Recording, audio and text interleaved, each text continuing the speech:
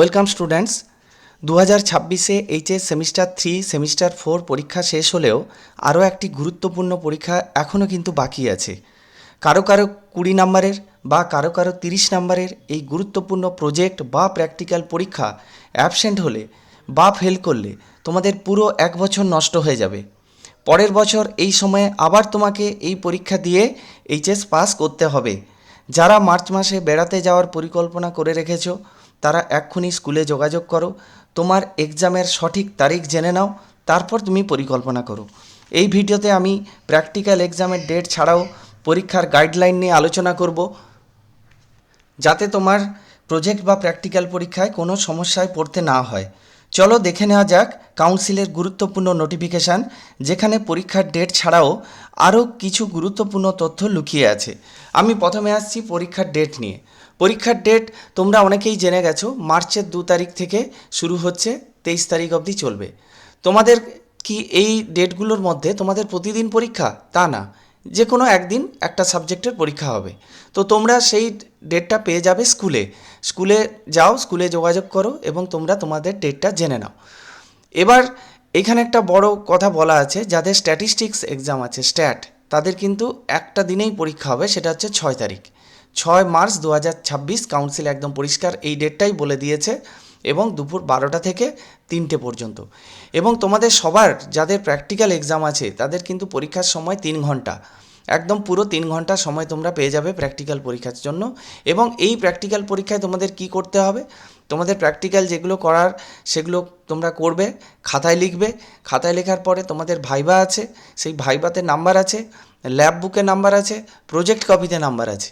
এই সমস্ত কিছু কিন্তু তোমরা ওই দিন কমপ্লিট করে দেবে এবং প্রজেক্ট ল্যাব কপি সব স্কুলে জমা থাকবে।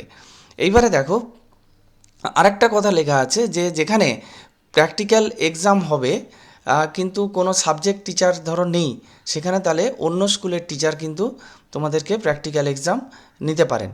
এইবার আরেকটা কথা আছে, যারা ওল্ড সিলেবাস, বিশেষ করে ওল্ড সিলেবাস শুনে রাখো, যারা ওল্ড সিলেবাসে আছো তারা গত বছর যদি প্র্যাকটিক্যাল পরীক্ষা দিয়ে থাকো তাদের কিন্তু এবছর আর প্র্যাকটিক্যাল পরীক্ষার দেওয়ার কোনো প্রয়োজন নেই। আর আরেকটা ইম্পর্ট্যান্ট কথা, যেটা খাতার মধ্যে যেটা তোমরা দেখে নেবে, যে প্র্যাকটিক্যাল খাতাটা তোমাদের যেটা দেওয়া হবে সেটা হচ্ছে 4 পৃষ্ঠার এবং 2 পৃষ্ঠার যেটা এক্সট্রা লুজ পেজ তোমরা পাবে। সেই খাতাটার মধ্যে কিন্তু যেটা দেখে নেবে, signature of the concerned examiner and counter signature of the head of the institution on practical answer script are mandatory. অর্থাৎ পরীক্ষক তিনি সই করছেন কি না এবং তোমাদের খাতার মধ্যে স্কুলের হেডমাস্টারের কাউন্টার সাইন করা আছে কি না, এই দুটো ভালো করে তোমরা কিন্তু মিলিয়ে দেখে নেবে ফাইনাল খাতা জমা দেওয়ার সময়। আর প্র্যাকটিক্যাল এবং প্রজেক্ট যে কপিটা তোমরা অ্যান্সার লিখবে, সেটা কি করবে, সেটা evaluated practical answer script project copies need not be required to be submitted to the council at this stage. ওই সময় কাউন্সিলে সেটা জমা হবে না। সেগুলো কোথায় থাকবে? স্কুলের সেফ কাস্টাডিতে সেগুলো জমা থাকবে হেডমাস্টারের আন্ডারে, এবং কাউন্সিল এবং প্রত্যেকে খাতায় কিন্তু রেজিস্ট্রেশন নাম্বার, রোল নাম্বার ঠিকঠাক করে লিখবে এবং কাউন্সিল তার প্রয়োজন মতো স্কুল থেকে চেয়ে নেবে, সেটা এখন নয়।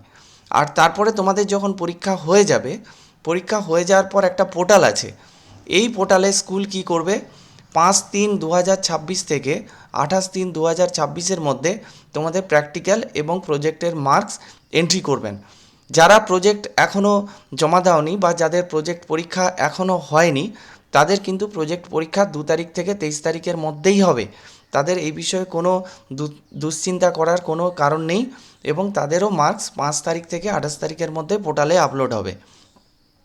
আর তোমাদের যেই পরীক্ষার কপিগুলো, সেগুলো প্র্যাকটিক্যাল প্রজেক্টের মার্কস ফয়েল, সেগুলো হার্ড কপি স্কুল জমা করবে না কাউন্সিলে, সবই সফট কপি হবে এবং কাউন্সিল সেটা পরে চাইলে নিয়ে নেবে। আর এছাড়া তোমাদের জন্য আর একটা যেটা গুরুত্বপূর্ণ খবর আছে, যেটা এই পরীক্ষায় যদি কেউ অ্যাবসেন্ট হয়ে যাও, এই পরীক্ষায় অ্যাবসেন্ট হয়ে গেলে, প্রজেক্ট বা প্র্যাকটিক্যালে অ্যাবসেন্ট হয়ে গেলে কিন্তু তোমার এইচএস ফেল হয়ে যাবে। কারণ পরীক্ষায় অ্যাবসেন্ট, অনুপস্থিত হওয়াটা কিন্তু পাস কেউ করাবে না। তুমি আরেকটা কথা, যেখানে পরীক্ষায় পাস নাম্বার, যেখানে প্র্যাকটিক্যালের জন্য পাস নাম্বার 9, তুমি যদি 9-এর কম পেয়ে যাও তাহলে কিন্তু তুমি প্র্যাকটিক্যাল ফেল করে যাবে এবং সামনের বছর তোমাকে আবার এই প্র্যাকটিক্যাল পরীক্ষা দিতে হবে। আর প্রজেক্টে পাস নাম্বার হচ্ছে 6, 6-এর নিচে যদি কেউ কম পেয়ে যাও, মানে যাদের 20 নম্বরের প্রজেক্ট আছে, সেই 6-এর কম পেলে কিন্তু তোমাকে নেক্সট ইয়ারে আবার প্রজেক্ট পরীক্ষা দিতে হবে, প্রজেক্ট কপি সাবমিট করতে হবে। আজকের ভিডিওটি এই পর্যন্ত। ভিডিওটি ভালো লাগলে অবশ্যই লাইক করো এবং বন্ধুদের শেয়ার করতে ভুলো না। Thank you.